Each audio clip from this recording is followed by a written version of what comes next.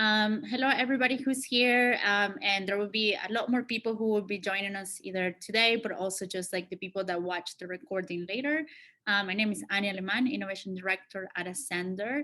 Ascender is Pittsburgh's community for entrepreneurs. We offer we have an innovation hub located in East Liberty here in Pittsburgh, and we offer educational programming for entrepreneurs, an incubator program, expert connections, networking, and a variety of free community programs just like today, where we highlight a local expert that comes in and provides either a workshop, a session, a presentation, and then just really tries to give back to the entrepreneurial community.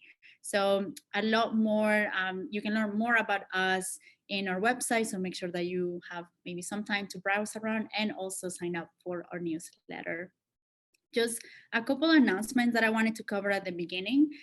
So this month, every month we create experiences, programming, workshops around a particular theme. This month is all about mental health. We want to make sure that as we are helping entrepreneurs with their technical challenges, business acumen, we also are taking care of the emotional support that all of us need. So we have two exciting events coming up at the end of the month. The first one being on October 20th, which is the mental cost of being a boss. We are bringing in Charisse Nance, and she is the compassion fatigue expert and founder of Vitamin C Healing. And she will be helping us explore strategies that entrepreneurs and company leaders can use to manage emotional and mental exhaustion. So that's on October 20th. This Saturday, we're still celebrating Hispanic Heritage Month. So Ascender will have a co-design session at the Hispanic Latinx Connect Conference of the University of Pittsburgh, where we'll be discussing actionable ways that we can help raise the next generation of Latinx founders. So more information on the chat box so that you can check out and sign up. But without further ado, I would like to introduce our guest today, Mike Cleary. He's joining our Ascender virtual space. Mike is the co-founder and CEO of Huemor, a web design agency that helps B2B and D2C brands communicate more clearly, connect with their target audiences, generate revenue, and turn customers into brand advocates, which sounds really great. Also, Huemor is located just on the second floor of the building where Ascender is. So we're really excited to have our neighbors here today leading the session. So Mike, it's all you. If you can maybe get us started with a little bit about yourself, your background, and then what we will be discussing today. Very cool. That's so nice to meet everyone. Thank you for the intro. I'm gonna share my screen here. This one here. All right. You guys can all see my screen, right? Yes. What's that? All right, sweet. Cool. So my name's Mike, and Amber's my dog. She's sitting in my chair with me. I started Huemor in 2011 with my best friend from college in New York, and we scaled the agency and then opened up a second office in Pittsburgh maybe like 5 years ago.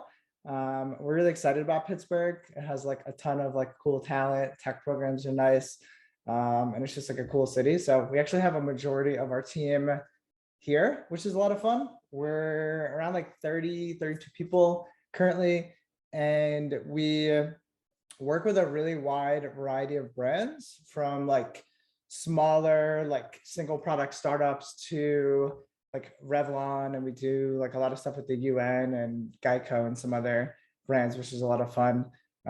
We've been Shopify Plus agency partners since they came out with Shopify Plus in like 2016.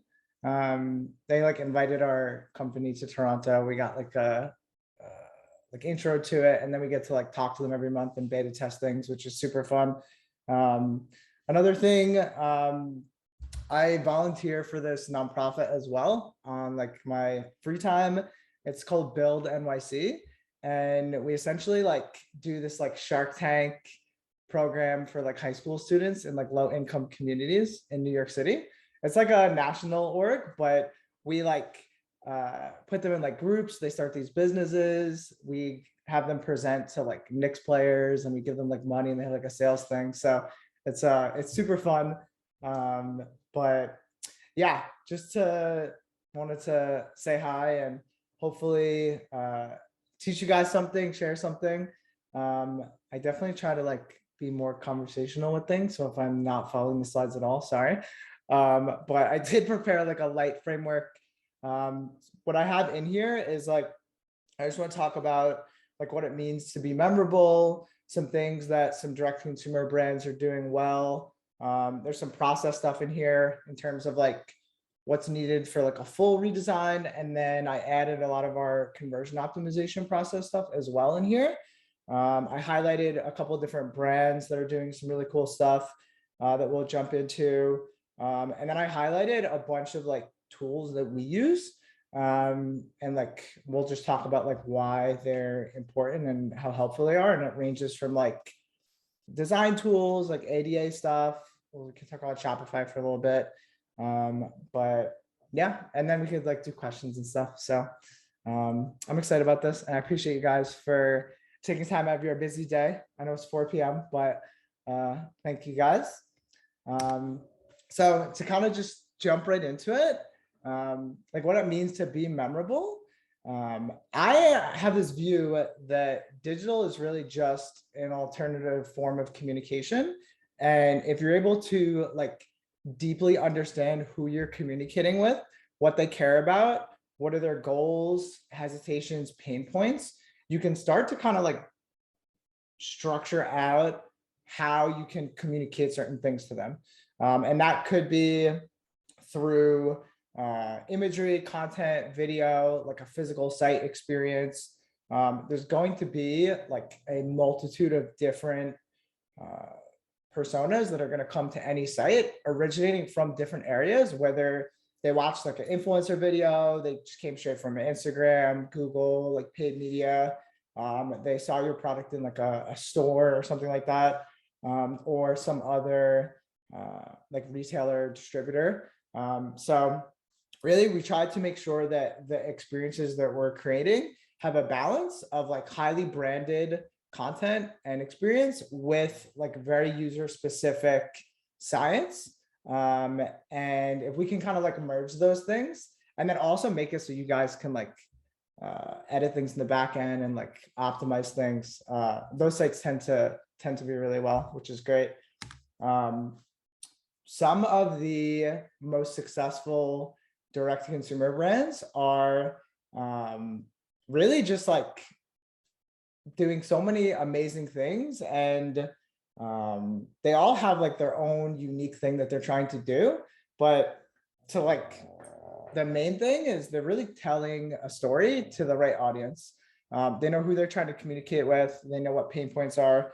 This brand that we have in here, Gleeman, is like a Australian clay mask brand. It's this company that started in Australia as one person like 3 years ago, and now they're like, 50 people in LA, and they're like crushing it, which is really cool. But they know exactly who their target audience is and what needs to be communicated there, and they're able to like create a connection with their particular customer base.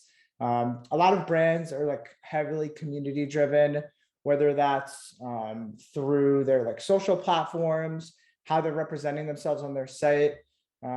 Something that we found to be like effective sometimes is like replacing like product titles with like a quote from somebody that's like, this product has, done something, and then that'll be like the product title. Making sure that the process and the site performance is seamless for users. That's kind of like the science part. Like, is the site loading under 3 seconds? How seamless is checkout? Are we getting people to be able to find exactly what they're looking for through either their nav, like strong call to actions, like quizzes, different things like that. They're constantly iterating. The site itself is like a living, breathing thing. there's so many tools that you have at your disposal, like video tracking tools, heat mapping, data in your e-commerce platform, like Google Analytics, that you can just observe and be like, wow, why is like everyone leaving on the category overview page or something like that? And then you can like watch videos and be like, oh, I have 4 products on here, but 6 filters, and people are going through and using the filters and removes all the products from the page and then just like leaving. So being able to just kind of like observe and iterate is super important. And then I have all the extras in here, even though like the e-commerce experience is super important, but what happens afterwards is also super important. Are they getting like strong emails that are like thanking them? They're personalized. Do they get any SMS text messages? I have this like, I use this like vitamin company called Care of, and they have you like fill out this quiz and they send you like these curated vitamin packs every month. And they put like my name on all the packaging and they're like, here's to you or whatever, which is like super fun. Like, I just love those types of things. So there's a lot of different things that brands are doing in different spaces in order to differentiate and really capture audiences. All right, so I have 3 slides on process. Process is not always the most interesting thing to go through. So I'll be kind of like light with this. But this slide is talking about like a full website rebuild. We have 2 areas of the agency. We have like a full website rebuild portion with like strategy, design, dev, like content, SEO. And then we have like a optimization, iteration aspect as well. So in terms of like the initial build, and when you guys are shared this, there's a link that outlines this in this like long form article on our blog that you guys can reference. But some of the steps, you want to make sure that you understand who it is you're talking to and what they need. That I would say is like overall the most important thing. It's like you're telling your friend about a product that you love. You know exactly what, like why you would think that they would love it, and then they get excited about it. So kind of going offline, doing some like exercises and just figuring out like how can you communicate and who you're communicating with. Making sure that the site structure covers all of those things and kind of aligns with what you guys are doing on the marketing side. So if you need a bunch of landing pages, or you need like an interactive quiz or like a try it on thing or some like rentals thing, making sure that you're able to have those things planned out. You want to make sure you have like a clear and easy to follow user experience. The best websites guide users down paths in a really easy, organic way to ensure that they absorb the content and the experience that you want them to have. It's like when you go into like a physical retail store, you have your like window displays and there's like very clear, distinct paths and there's signs and the way things are set up. Literally people's careers are just like laying out stores and like merchandise. So you want to try to do the same thing on the site, making sure that the design is memorable, copy is really important. There's going to be instances where the site visually, contextually, and experientially will align in terms of if you have like a model looking at certain text, it will prompt a user to also look at the text. And if that text is communicating something well, they'll use the call to action to guide them wherever, whether it's like a visual cue or a content cue. You want to make sure that the site itself is compliant for like ADA. There's tools for that. We're going to go over that in a little bit. It's important from a, obviously from like caring about it of a standpoint, but it's also very important from like a legal standpoint as well. You want the site to be easy to edit. There's a ton of different e-commerce platforms that you can work with that all have their own pros and cons and kind of fit in like a specific time in a brand. So we can talk about some of those in a little bit. And you want to make sure that the site is like a good foundational piece and you can expand on it. You want to be able to tie in third-party software, connect your CRM, your marketing automation tools, your ERP systems. Shopify and like WooCommerce and BigCommerce and like some of those e-com platforms are all very like plugin app driven. So being able to source those and leverage those is important. I don't have the exact number for the statistics, so forgive me, but Shopify had published something about how like e-commerce brands with like 13 or more apps yielded a higher revenue growth. So there's a lot of things that other developers have been working on that you can add on to your e-com site to extend the functionality and the overall experience. SEO is super important, while not the most interesting topic. But there's 3 aspects in SEO. There's like your technical SEO, your on-site SEO, and your off-site SEO. It is not something that you want to ignore. We've had brands reach out to us. They literally get like 95% of their traffic from Facebook and Instagram ads, and they're doing super well, but that has not earned placements or anything. Like the second they stop, their sales are going to drop. So you want to make sure you're like diversifying that. And then the site performance is super important, not just because Google is like dinging brands for having like slow websites, but I can literally take my phone out and look at 5 websites in 30 seconds. And if it's not loading, I'm not waiting for it and I'm moving on. So that's something that is important. There's like specific stages that you would go through when you're going through this redesign process. And while they do kind of overlap, it's important that you kind of stick to this process for here. So in this article that I linked in here at the bottom, it goes into like the 8 stages with a lot more detail than this. But I could literally talk about this process for 2 hours. So I'm going to move on to the next slide. Something that we do with a lot of brands, especially around this time of the year, because, you know, Black Friday, Cyber Monday, like holidays coming around, is we do conversion optimization with brands. And not a lot of people do this or understand how complex things are. Some people are just like, you know, you're just A/B testing like a button or something like that. But there's a process that goes into this. There's an exploration phase and like a validation phase.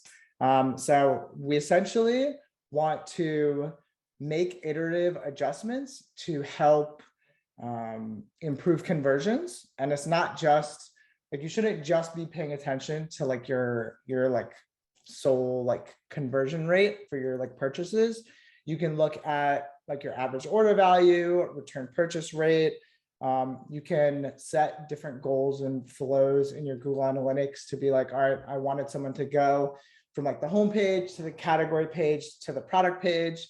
And then you can kind of see like where drop-offs are. So from a process standpoint, you want to make sure that you have a discovery portion for this. So try to understand things on a little bit of a deeper level, do exercises with people, kind of what I talked about a little bit with the initial build. Brands evolve. Sometimes we will do a project that takes 6 months, and at the 6th month when it launches, they've changed like 4 things. They've had new products, like a lot of different things happen. So it's still important to kind of go back to the roots and understand the brand and the product and the audience a little bit more. Try to understand what the motives are. Look at your analytics beforehand. We have this whole like audit spreadsheet that we end up doing, and we kind of outline problems, opportunities, and potential solutions across like mobile and desktop as like a framework. So when we're going through and we're starting to type out things that we're seeing from looking at your heat mapping, your video tracking, your GA, your like Shopify tracking, it's helpful to us to kind of like organize things, and then you can prioritize what types of things you want to do. Do you want to do an A/B test? Is it something you know if you change it's going to be beneficial? It's kind of this like iterative exploration thing that you guys do internally. And if you're not using any of those tools, you should be enabling them, because that helps kind of quantify like, why is this important to like explore potentially. When you're validating or like performing the physical like testing, you want to make sure that you are prioritizing things. We have like a number system at the agency. So we look at like, is it something above the fold? Is it something noticeable within 5 seconds? Are we adding something, removing something? Is it an experiential thing? Is it a design or a dev thing? And then based off of that and some of the data, we start to prioritize things. Forming a hypothesis. This is literally, your whole website is a giant hypothesis until people are using it. People may like it, not like it, be confused. You may think that something is the best idea ever, and until you look at the data, it is not proven. So you want to form different theories and hypotheses about things. You want to do your experiments. Usually they involve some level of like UX design and dev. Some of the tools like Optimizely or VWO or like Google Experiments, you can create some of the tests in there without having to like alter code.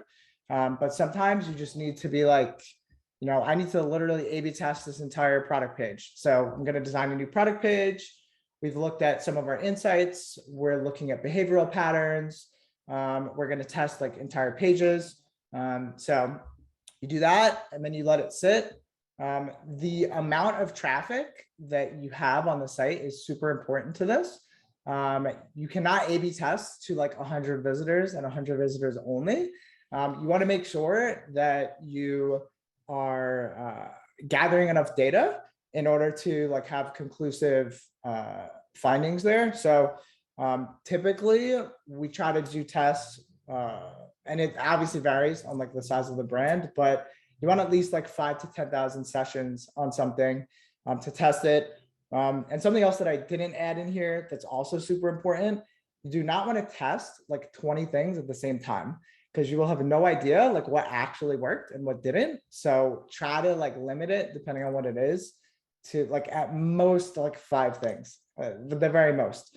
But this is something that you should do literally forever. It is definitely time consuming and there's effort and like cost there, but sometimes it just, the revenue that you gain from this stuff is astronomical. And I think we have I'll figure it out and send it, but we have a calculator on our site that if you enter in like your average order value, like orders and some like other data, it'll show you like how much improving like your conversion can help on revenue. So from like a CRO standpoint, definitely something you should focus on. I know that some brands that we work with have internal people. They have like an e-com manager, like a strategist, a designer, and it's important that they do things internally if they don't have an agency that they're working with as well. So definitely something to focus on. In terms of I highlighted 2 specific brands that are doing really well, and I wanted to just like talk about it a little bit and then open up their sites here. I don't know if you guys are familiar with Neurogum. I actually met the founder of this company at this like women's summit in Israel for Forbes. And he was telling me about this thing he was doing, and they're doing amazing and crushing it. So I figured I'd call them out here. But they sell products that are like alternative to like coffee. So they have like mints and gum, and it's more of like a natural thing. So there's definitely some of like an education approach here, and you're getting someone off of something that they're like really addicted to, which is like coffee with the caffeine. So the experience level has to be a little bit higher. But on their homepage specifically, they have a great opening statement. There's a lot of animations that prompt you to keep scrolling. They highlight benefits, and they can toggle between different flavors. I'm going to pull this up here. Can you guys still see my screen or no? Yes, we can. All right, cool. Sweet. So when you first come to here, they're highlighting a benefit, and they're highlighting two benefits: the health component and the convenience component. And then they talk about the product a little bit, and then there's a clear call to action. There's a big trend in like trying to understand what is in the products that you use. A lot of the beauty brands that we work with, like skincare, hair care stuff, like everyone wants to know like what the hell is in here. I don't want it to be some like lab creation, like artificial stuff. So they actually use, I think this is cinnamon and some other things in here, and it gives you like an impression of like, oh, there's like real ingredients in here, which is super cool. They have like proof points with their logos here. This kind of talks about why you would potentially use it. There's different types. Some people don't always want energy. Some people want this calmness or like focus. This type of feature is super cool because you're like, ooh, like what am I scrolling into? And then they have a little bit more info here for the product, which is really nice. But they're always, if you noticed, I think someone drew on the screen. If you noticed, they're always trying to direct you somewhere, which is really great. So if you end up going to their product pages, they have proof points here. They have the value point there. You can toggle between gum and mints, which is really cool. And you can also, you have this like nice image slider with a balance of lifestyle and also some like in studio shots. And they have like a membership thing as well. So if you come here, you have a really good idea of all the information that you need. And then you can go through like the add to cart process, which is cool. And Shopify is really great. They have like a one-click checkout if you do this on mobile and you like put in your email. But lower on the page, if people aren't like ready to buy this, they still go with like the like real organic imagery. They're trying to communicate with people. So this is pretty cool. I think this gives you a lot of information and comfort for something that you may not have been aware of here. And then you have your like reviews here. There is actually a one of the review platforms that we use called Yotpo makes it so it like you can have filters here. It has this like AI that pulls common phrases in reviews, and if you click any of the bubbles with the words in there, it will like curate reviews specific to the things that people are writing reviews about, which is nice. So this was one I wanted to talk about. And then the next one I wanted to talk about is Lucetta Beauty. This is a hair care brand. We actually did the site for them, shameless plug, but I really like it. So what I thought was cool about this site is like the content and the tone, how the navigation is set up, the imagery that was used. We have an interactive quiz, and then there's like a strong rewards program, and they have the ability to do like product replenishment. So some beauty brands are very like stuffy and very like high end or whatever. So we try to get like a little bit of like a quirkiness with some of the content. So instead of saying like shop now, it says here we go, which is just like a more quirky thing. When you scroll in here, we have some like content that goes by here. Make clean hair care fun. Clean beauty is like some of the most popular things at the moment. People don't want like animal testing. They want to know what's in the ingredients. I think we work with like 8 different brands that are like sold in Sephora, and they're all trying to do the same stuff.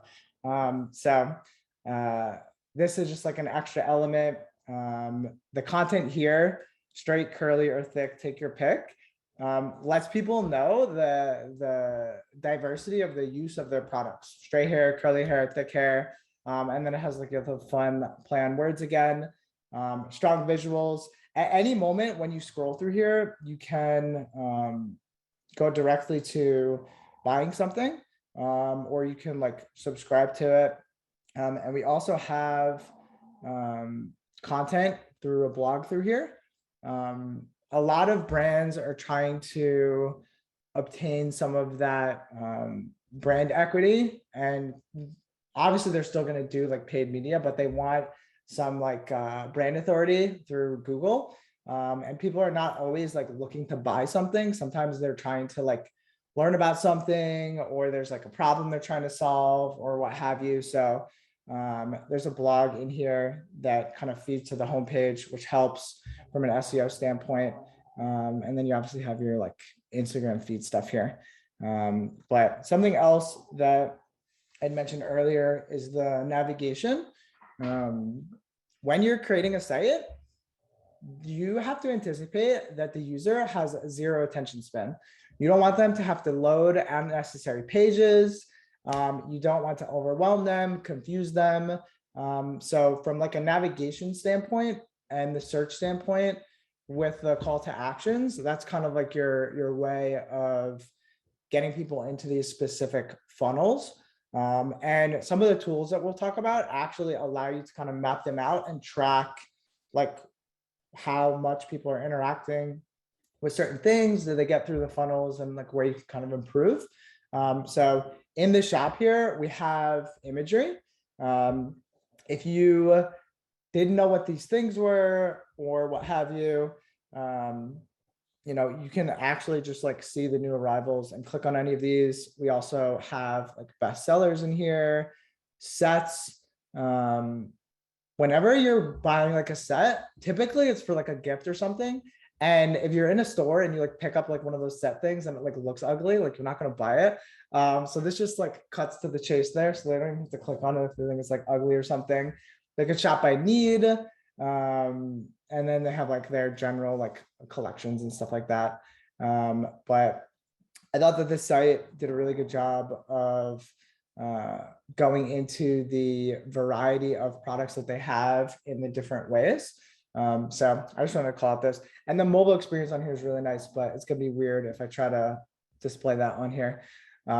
So in terms of like two brands that I thought were really good, I wanted to call out those.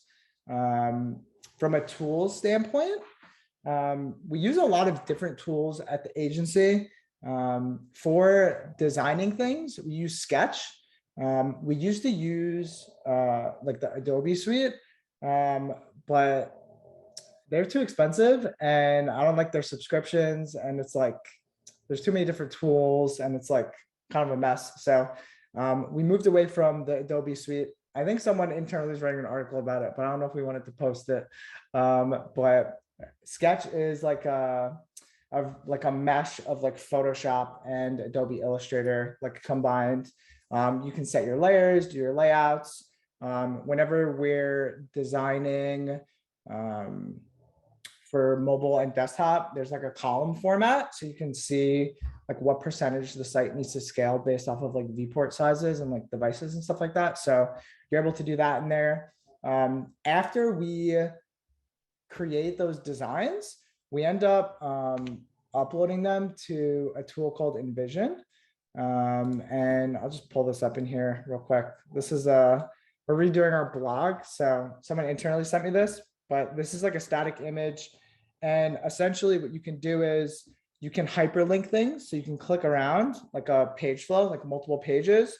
You can comment on here. So instead of like typing in like a document, the little box, like the blog card with the title, like, do we like how this looks? You can literally just click anywhere and then write a comment, and then you can like notify whoever's in here. There's like versioning. So if you like make a bunch of changes and keep uploading new designs and you were like, I kind of like this more like 2 weeks ago, or like something that I did there, you can like reference those. So this tool is amazing. It's something that you guys can use like internally or like with your agency or whatever you're working on. But we do like mood boarding in here. We create like personas and things like that. So there's a lot that you can like do in here, which is cool.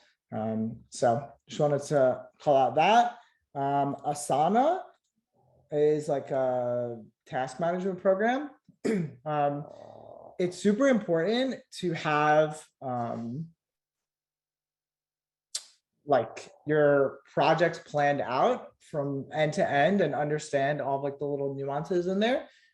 This tool allows you to create boards with flows and then attach imagery. It integrates with the Envision tool that I just showed you guys. So you can like paste images in there as well, which is super fun. But Asana is like a really good organization tool.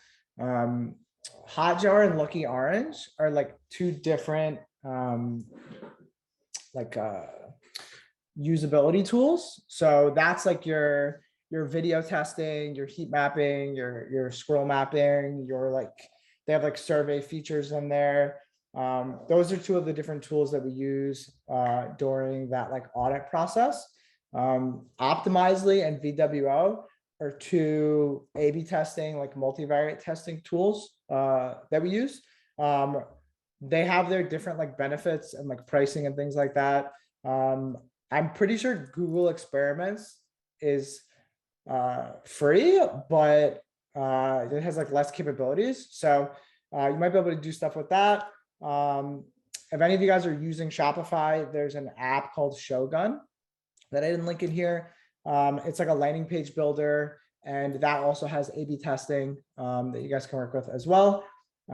Accessibility is a tool that we are obsessed with. This is your ADA compliance tool. I'll show it to you on our site. So it's important to have like level 2.1 WCAG compliance. This tool is like, I think it's like $500 for the year. It takes like 2 minutes to install, and it doesn't like change your code. But what you can do is you can go in here and you can, as a user of this tool, you can like highlight things, change your alignments. You can like change colors. There's like a screen reader. And this provides like a legal statement. And if someone were to submit like a compliance complaint to you, you can actually just like forward it to them. They'll do a demo with whoever submitted the complaint, and then they'll provide some like representation for you. And this company works with like some pretty big brands like Abbott, Porsche, Six Flags, Energizer, Tommy, things like that. So I linked that in here. You guys can take a look at that. Shopify, I'm sure you guys all have heard of Shopify. Shopify is one of the main e-com platforms that we use. They have the ability to like purchase pre-made themes, or you can like build your own custom themes. If you were to like purchase your own theme, they have like a store, like a theme store, and then you can also do like some other websites make like third-party themes. So you have either option there. And then I also linked in here. Well, Shopify is like an all-in-one platform. So it does your hosting, your payments, the website. It handles like your security. A lot of brands like to use it because it gives them flexibility, and they can really just focus on running the business and not having to worry about a lot of other things. So I think there's like over 1 million companies using Shopify. Something else I linked in here, there is a Shopify app store, but we have this like interactive tool here where we list out some of our favorite apps, and you can like, filter these. But a lot of these tools are really great. Something else I wanted to mention is we have a ton of like really great long form articles on our blog. There's like a whole optimization series. There's tips on Shopify for like imagery, speed, planning for a website redesign, like things that can be like hurting you from conversions, like UX strategies. I would definitely highly recommend checking out the blog in here. And there is a lot of B2B content in here as well, because we also work with a lot of SaaS brands. They also need conversion optimization. So there's a ton of stuff in here you guys can take a look at. And some of the things that I highlighted in here specifically, because this was more ecom focused, there's a homepage guide, a product page guide, and a checkout page guide as well. And these articles are, this one's like 7 chapters, and it goes through, looks at examples, there's comments, there's like different strategies in here. There's a lot of like science mindset stuff in this checkout one, which is cool, how people are like viewing pages. So I recommend checking some of that stuff out. And yeah, that's all I had. I know we have like 15 minutes left on here. I don't know if there's any questions in here. I didn't see, but we can kind of go through these. Yeah, definitely. So I think, let's see. So the first question was from Lindsay about A/B testing on Shopify. You did mention a resource. Do you have any others as well? Apps or tools. So there's Google Optimize or Google Experiments, Optimizely, VWO. If you want to use, or if you made your website using Shogun, like the page builder, I think the site is just getshogun.com. This one also is really helpful.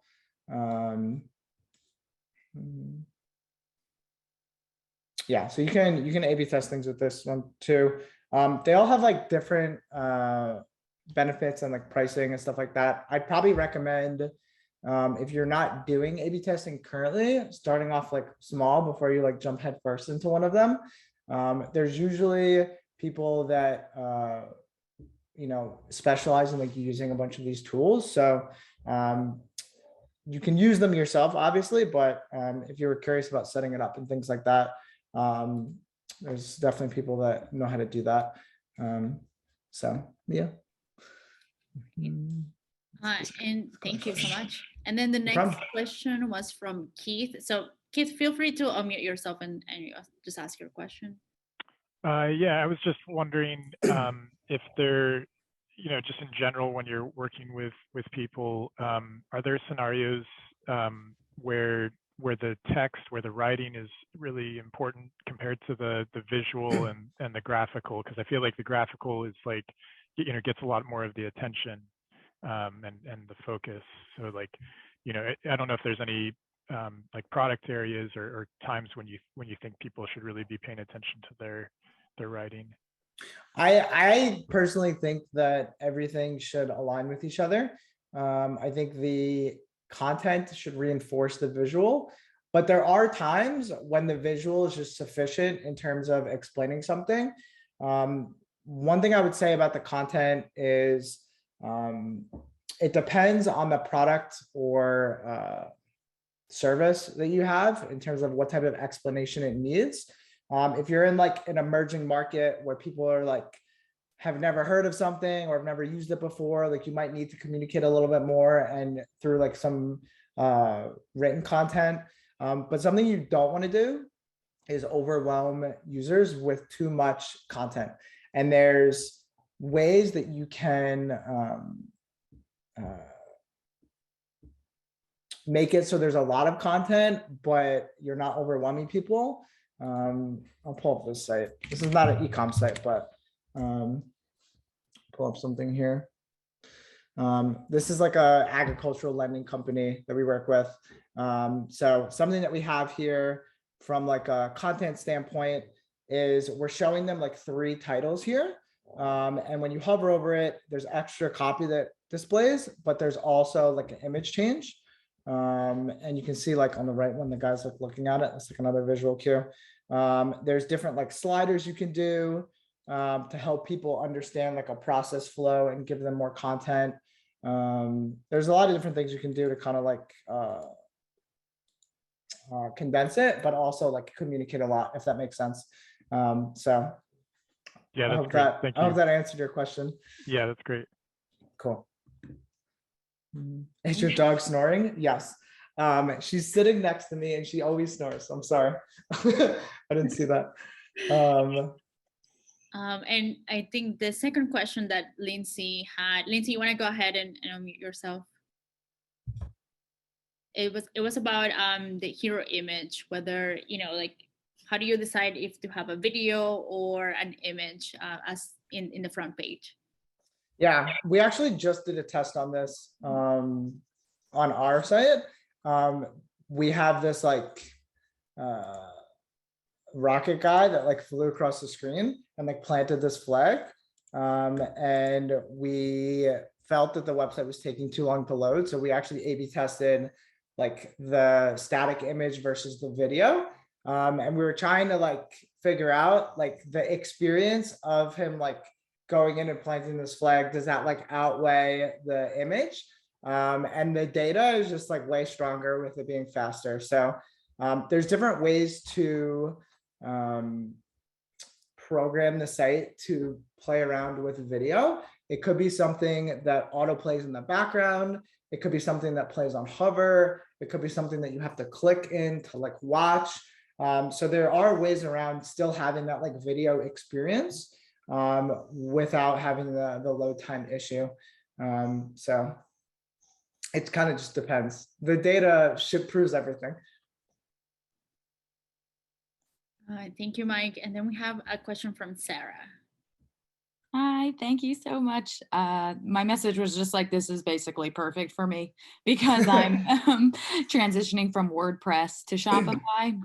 And I did have an audit done of my WordPress website, and I just want to get a free trial of Shopify and just like play around with it before, I don't know, I may give my money away to someone to help me redesign it. Like maybe I can do some stuff on my own. I don't know. And I just was wondering if you had suggestions about, I'm sure there's documentation, but maybe there's like, I don't know, I do jewelry with a lot of different options and I'm kind of realizing like maybe I think I need more images, but I already have so many images.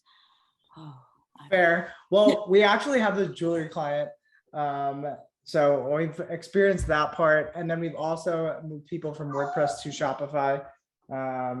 So I think from a platform standpoint, there's benefits in terms of not having to worry about like maintenance or the hosting. And they have all of like the payments and like shipping integrations and stuff already in there. With WordPress, you have to like update like WordPress core, WooCommerce, all the plugins, like but there's a benefit in terms of like, there's like zero limitations with the like visual aspects of WordPress in terms of what you can control in the content management system. With Shopify, there may be certain things that you might not be able to do. But in terms of like getting a free trial and testing it, it depends on like what size of the company you're at and like what you're trying to test. You can buy like a theme from Shopify, like upload some products and then maybe do like an exclusive campaign or something for like a month and then like direct people to like a separate domain. But like fully switching over is going to require like a whole SEO process and everything from that standpoint. From the jewelry thing, I think we built like a charm builder for this brand. And we did find that lifestyle and like model imagery converted really well. So I would say from like a imagery standpoint, more is better on the jewelry side because people are going to want to see like sizing, how it looks on them. So this is something that we did, this brand here. it's beautiful. Thanks. Everything has been. Yeah, I think we worked with them for like 2 years, but it's this like designer out of California. So they're doing super well. I would check this one out. All right, thank you. I might follow up after this. Cool. Thank you. You're welcome. We still have a few minutes. Anybody else have any pressing questions that they wanted to share? Yeah, Lindsay, the Shogun, their company in general, like I know the founders, they're doing a ton of like innovative things in e-commerce. They're building like a headless commerce situation. They got like, I don't know, like $50 million in funding or something crazy. But they do the A/B testing, which is pretty sweet. If people didn't want to use that specific like builder on their Shopify platform, I think there's like Pagefly or like one or two other ones. And Shopify also has sections now on all their pages, which essentially you can create like and use a page builder type functionality, but I don't think they have A/B testing built into that yet. Sweet. Did anyone else have any like random questions or like thoughts about things? I hope I was helpful with this. Yeah, thank you so much, Mike, for this. And we will be sharing additional information in our webpage. I added the link there, so feel free to to go check it out once we upload the presentation. And we will be sending a survey, so let us know how we did and any feedback you will have. But thank you so much. If there are any more questions or anything, you're all free to go.